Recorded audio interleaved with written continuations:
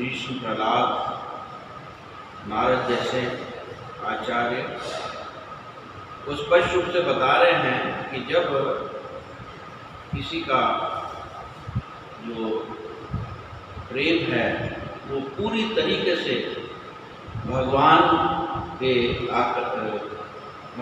स्थानांतरित हो जाता है, हर प्रकार की कामनाएं केवल भगवत सेवा की रह जाती हैं, ऐसी परिस्थिति में वो व्यक्ति जो है उसको प्रेमा भक्ति कहा जाता है। हम देख सकते हैं कि हमारी जो भावना है वो किसी एक चीज़ पे इतनी टिकी नहीं होती, भगवान पे भी होगी, अपने प्रेमी जनों पे भी होगी, अपने परिवार वालों पे भी होगी, इधर उधर होगी, हमारी भावना बटी हुई है। लेकिन जब एकमात्र भावना हमारी कृष्ण के प्रति हो जाती है, बड़ा दुर्लभ है इसको प्राप्त करना, तब उसको प्रेमा भक्ति कहा जाता है। प्रायः संसार में जो प्रेम हमें दिखता है परिवार, संसार, मित्र आदि के प्रति, ये प्रेम नहीं है। इसको शास्त्रों में बताया गया है कि ये भौतिक संसार में जो लगाव है ये प्रेम नहीं, ये काम है, ये विषय वासना का प्रोडक्ट है काम। और देखा जाए तो ये इसके अतिरिक्त और कुछ है ही नहीं। प्रेम और काम में बहुत अंतर है। कहा गया है चैतन्य चरितामृत में,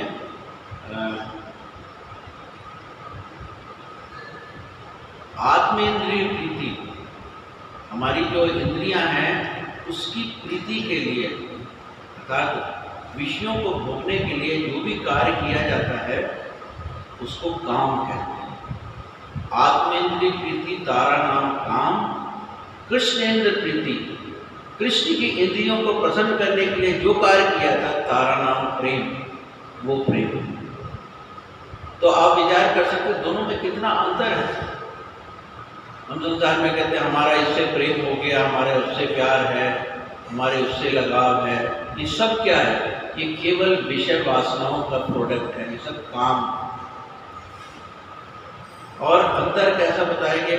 उदाहरण, सोना और लोहा या सोना और पीतल दोनों ही चमकते हैं। पीतल को अच्छी तरह कर दिया है वो भी सोना ही लगेगा, लेकिन क्या वो सोना है? नहीं। कसौटी पे जब कसा जाएगा तो पता चल जाएगा ये पीतल ही है, ये सोना नहीं। तो सोना और पीतल या सोना और लोहा समीनात्मन पर है, दोनों एक जैसे लगते हैं, लेकिन सोना सोना होता है, पीतल पीतल होता है। पीतल सोने का स्थान नहीं ले सकता।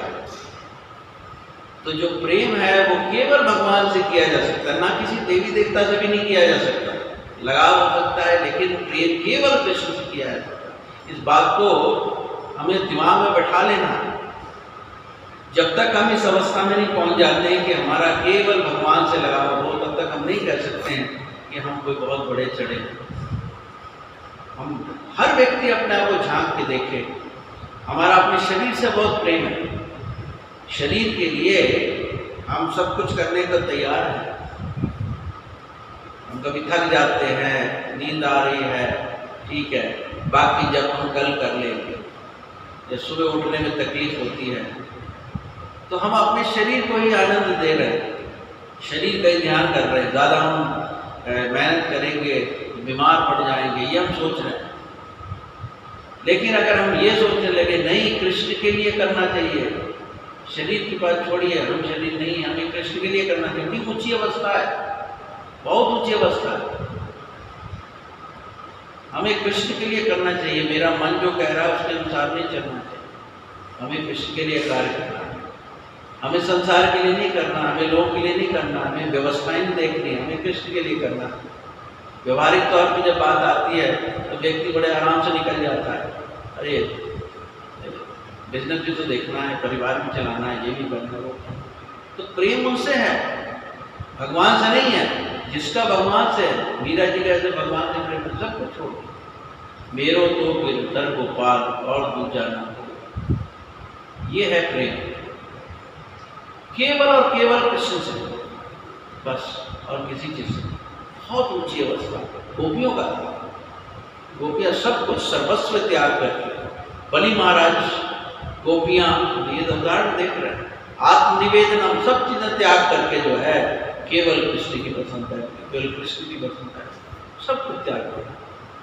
6 गोस्वामी, ये सब चीजें जो हैं ये लगती काल्पनिक हैं। क्यों काल्पनिक लगती हैं? क्योंकि हम वहां तक पहुंच नहीं पाते, इसलिए लगता है काल्पनिक। लेकिन कृष्ण से प्रेम जागृत करने की एक वैज्ञानिक प्रक्रिया है, ऐसे नहीं एकदम से हो जाता। दो तरीके से है इस अवस्था को पहुंचा सकता है। एक है भगवान की अहेतुकी कृपा। अहेतुकी मतलब कोई भौतिक कारण नहीं है, अहेतुकी कृपा। जैसे यमुनाचार्य जी महाराज जब दक्षिण भारत के अलवर हुए हैं, वो जब रंगनाथ मंदिर में गए और जाकर के उन्होंने भगवान से प्रार्थना की, भगवान के दर्शन करने के लिए, ये प्रभु आपका दास आया, वक्त है बड़े, आपका दास आया है, आप भी प्रार्थना दर्शन दीजिए। भगवान कुछ नहीं हुए। लेकिन जब उन्होंने बोला कि हे भगवान, मैं नाथ मुनि का पोता हूँ। नाथ मुनि बहुत बड़े भक्त थे भगवान बातें करते थे, मैं नाथ मुनि का पोता हूँ, तो भगवान तुरंत प्रकट हो गए। ये होती अहेतुकी की कृपा, ये अहेतुकी की कृपा है। भगवान का नाथ मुनि से इतना प्रेम है कि वो पोते के लिए प्रकट हो रहे हैं। इसी प्रकार से जब सर्वभौम भट्टाचार्य ने श्राप दे दिया अपने दामाद को, ये होता है प्रेम भगवान के प्रति। उनका दामाद ने भगवान की निंदा की। जब भोजन कर रहे थे महाप्रभु, बाप रे बाप, सन्यासी इतना खाता है, तो सर्वभौम भट्टाचार्य ने उस दिन उपवास रख दिया, अन्न जल त्याग दिया। उनकी और उनकी पत्नी ने कहा, मेरी जो बेटी है ये विधवा हो जाए। इतना बड़ा अपराध हुआ महाप्रभु के चरणों में। तो अमोघ को टट्टियां लग गई, बुरा हाल हो गया उसका। अमोघ उनका दामाद था, निंदक था, निंदा की आदत थी, मरने को है। जब सर्वभौम भट्टाचार्य को पता चला, कहते बहुत बढ़िया, बड़ी अच्छी बात है। लेकिन भगवान अमोघ के पास चले गए और अमोघ से हृदय पे हाथ रखा, अमोघ को दोबारा जीवन दान दे दिया। अमोघ ठीक हो गया, भक्त बन गया भगवान, अहेतुकी कृपा भगवान। सर्वभौम भट्टाचार्य कहते हैं, प्रभु इसको आपने क्यों जीवन दान किया? ये इतना निंदक है, इतना बेकार निकृष्ट है, इसको तो मैंने फालगति दे दी अपने परिवार से। भगवान कहते, सर्वभौम तुम इतने अच्छे भक्त हो, तुम्हारा इतना प्रेम मेरे प्रति कि तुम्हारे घर का कुत्ता जो है वो भी मुझे प्रिय है। घर का कुत्ता भी प्रिय है। तो ये जो प्रेम है, ये इस भौतिक संसार की वस्तु नहीं है, ये सब भगवान से ही जुड़ा हुआ है। भगवान इतने दयालु कृपालु हैं कि वो किसी की सेवा से प्रसन्न हो गए, किस जन्म की सेवा से प्रसन्न हो गए, और वो जो है वो अहेतुकी कृपा प्रदान कर सकते हैं। अहेतुकी कृपा, जैसे एक कथा आती है, एक पतिव्रता स्त्री थी, उसका पति कोढ़ी था और बड़ी सेवा करती थी। कोढ़ी पति का मन एक वैश्या पे आ गया। तो पतिव्रता स्त्री जो है, ये पद्म पुराण की कथा है, वो वैश्या की सेवा करने लगी। इसलिए जैसे वैश्या का पति की जो अभिलाषा है वो पूर्ण हो जाए। वैश्या ने एक दिन पूछा कि आप इतनी सेवा कर रहे हो, क्या तुम वर मांगते हो? कहते मेरा कोढ़ी पति है, वो आपका संग चाहता है। तो वैश्या कहती कोई बात नहीं, एक दिन आ जाए आप। तो उस दिन आए तो कोढ़ी पति को अंदर भेज दिया कमरे में वैश्या के, और ये स्त्री जो है बाहर ही रही। इतनी ठंड थी उस समय, और इसका शरीर अकड़ गया, मृत्यु को प्राप्त हो गई। विष्णु दूत आ गए लेकर के। तो पत्नी कहती मैं नहीं जाऊंगी, मेरा पति भी जाए। कहते ठीक है, भगवान से पूछने आए। भगवान कहते ले आओ पति। पति भी साथ में चले। पति कहते मैं अकेला नहीं जाऊंगा, वैश्या मुझे बहुत पसंद है, इसको भी साथ में ले जाओ। भगवान कहते हैं उसको भी ले आओ।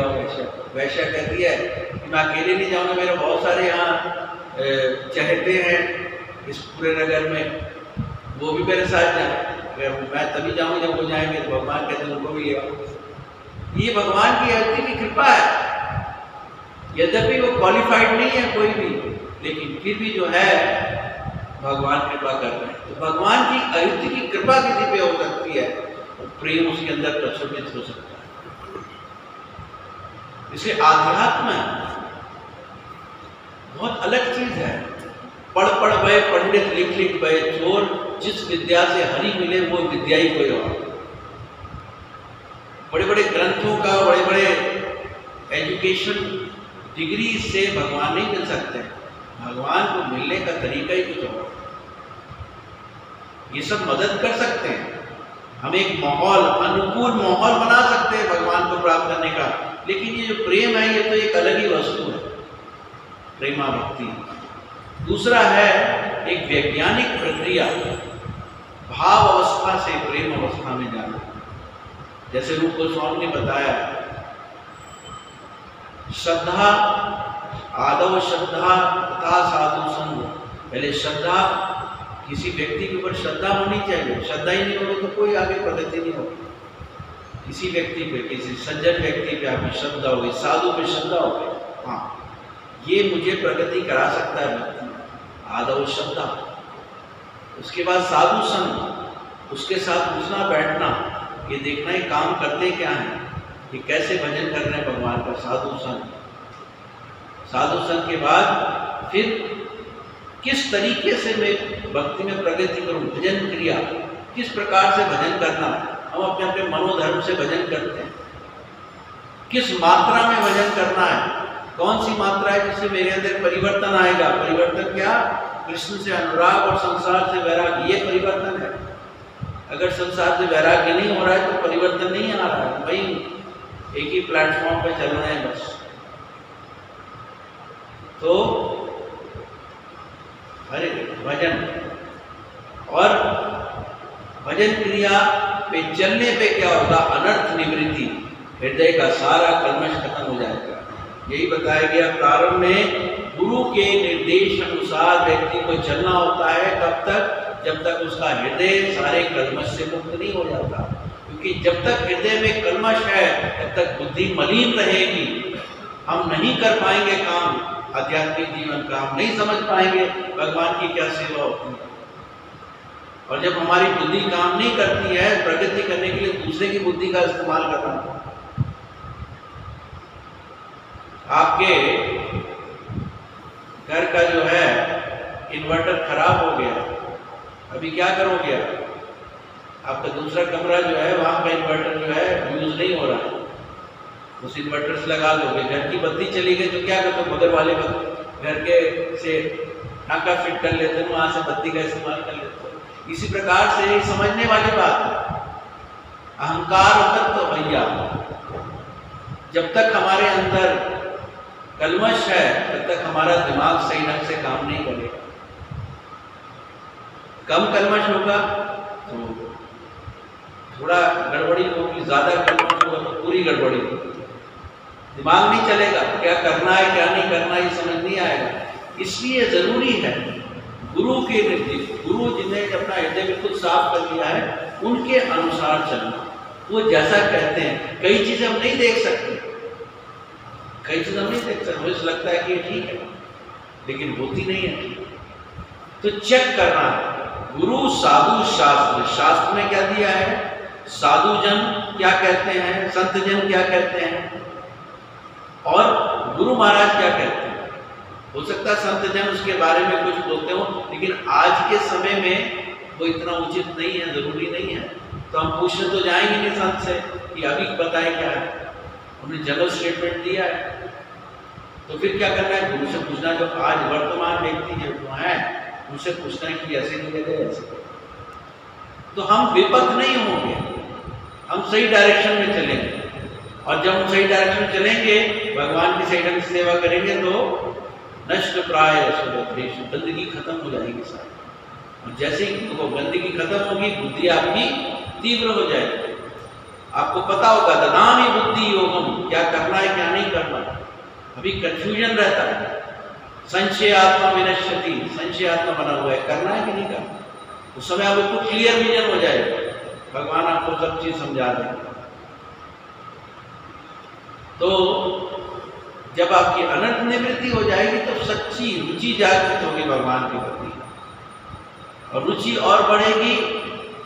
अभी रुचि ऐसी होती है भगवान को जानने की, पूरी नहीं होती, रुचि और भी रुचियां है, इसलिए फोकस नहीं हो पाता है। केवल भगवान की भक्ति करनी है तो फोकस नहीं होता, बहुत सारी रुचियां नहीं हो पाता। तो जब रुचि हमारी बढ़ेगी तो आसक्ति हो जाएगी। हम भगवान की सेवा छोड़ ही नहीं सकते, चाहे कोई मरे कोई जिए, छोड़ नहीं सकते। श्रीवास पंडित के घर पे उनके पोते की मृत्यु हो गई। घर वालों के अगर रोना नहीं, बिल्कुल कुछ नहीं करना, मुंह बंद करके रखो। महाप्रभु नित्य कर रहे हैं, अगर उनको पता चलेगा उनके आनंद में खलल पड़ेगा। ये आसक्ति है, भगवान की सेवा की आसक्ति है, किसी भी हालत में नहीं। तो कौन से एक भक्त थे भगवान के, उनके पुत्र की मृत्यु हो गई, तो रो रहे हैं। लोग कह रहे हैं कि ये तो बड़े इतने भक्त हैं, इतने आसक्त हैं पुत्र के प्रति। जब उनसे पूछा गया तो कहते हैं वो इसलिए रो रहे हैं, अरे मेरी भगवान की सेवा छूट जाएगी, सूतक लग गया मेरे को, मैं इसलिए रो रहा हूँ, उनके पुत्र चला गया। ये आसक्ति है, भगवान की सेवा की आसक्ति। किसी भी परिस्थिति में भगवान की सेवा नहीं छोड़ना, ये आसक्ति। और आसक्ति के बाद जब ये निरंतर आसक्ति दिमाग में बैठी रहती है, तो भाव की अवस्था होती है। व्यक्ति बस भगवान की सेवा की सोचता रहता है। बहुत प्रबल आसक्ति में भी भगवान की सेवा सोच रहा है, लेकिन वो और उसको गाढ़ा कीजिए और उसको पक्का कीजिए, तो भाव अवस्था में, इस भाव अवस्था में भगवान, वो व्यक्ति संसार में कार्य नहीं करता है, भगवान की सेवा में लगा होता है, उसको प्रत्यक्ष भगवान की सेवा मिल जाती है। प्रत्यक्ष, जैसे हम और आप बैठे हुए ना, बातें कर रहे हैं, ऐसे वो व्यक्ति बैठे बैठे जो है वो भगवान के साथ रहता है। हम नहीं अनुमान लगा सकते इन चीज़ों को, हमारी अनुमान नहीं लगा सकते। ये जो है, ये वस्तुएं लिखी हुई है, और बड़े बड़े शुद्ध भक्तों ने प्रदर्शित भी किए हैं, लेकिन हम अभी अनुमान नहीं लगा सकते, क्योंकि हमारा हृदय भी कर्म से भरा हुआ है, इसलिए हम नहीं समझ सकते, शब्दों में समझ। और भाव जब और बढ़ जाता है, तब प्रेम, आप विचार कीजिए, प्रेम की कितनी ऊंची अवस्था। तो ये शुद्ध प्रेमा भक्ति जो है, ये भाव की अवस्था में कोई पहुंच जाए वैज्ञानिक क्रिया से, या फिर भगवान की अलौकिक दो तरीके से व्यक्ति जो है इस अवस्था को प्राप्त हो सकता है, अन्य और कोई साधन नहीं है। इसलिए रूप गोस्वामी ने फाइनल वर्डिक्ट दिया इसमें। इसके अलावा सब भक्ति क्या है, मात्र ढोंग और ढोंगोसला। इसलिए ये भक्ति के सामने सिंधु ही हमारी लॉ बुक है भक्ति की।